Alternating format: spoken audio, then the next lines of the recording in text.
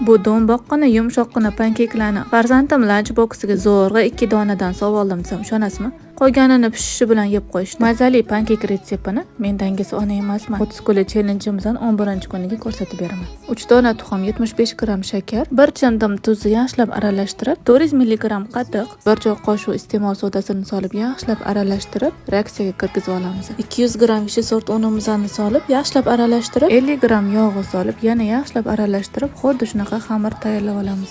Tayyor xamirni albatta 10 daqiqa tindiringlar. O'shanda zo'r chiqadi. Sizlarning ham qizinglar bo'lsa, xuddi shunaqa o'zidan o'zi olmalar artilib, to'ralib qoladi. 2-3 dona olmani artib, pare-pare to'g'rab, o'rtasini olib tashlaymiz. Yaxshilab qizigan yog'siz tovamizda pankeklarni solib, olmani solib, ustidan yana 1 osh qoshiq xamir bilan yopib, past olovda ikki taraflarini qizartirib pishirib olamiz. Past olovda pishirsanglar, olmalari pishadi. Bilaman, qattiq o'rniga sut solsa bo'ladimi deb savol berasizlar. Albatta bo'ladi. 400 mg sut solsanglar, 1 choy qoshiq ichimlik sodasini o'rniga 1 choy qoshiq razrxitzer solasizlar. Orqa fonda farzandlarim startda turishudi. Ko'rsatardim mayli. Sizlarga ko'rsatish uchun videoga zo'rg'a oldim. Challenge'imizni 19 kuni hali oldinda. Kanal yo'qotib qo'ymaslik uchun obuna bo'lib, like bosib, kommentariy yozib qo'yish esdan chiqmasin. O'z yaqinlaringizga ham jo'natib qo'yinglar.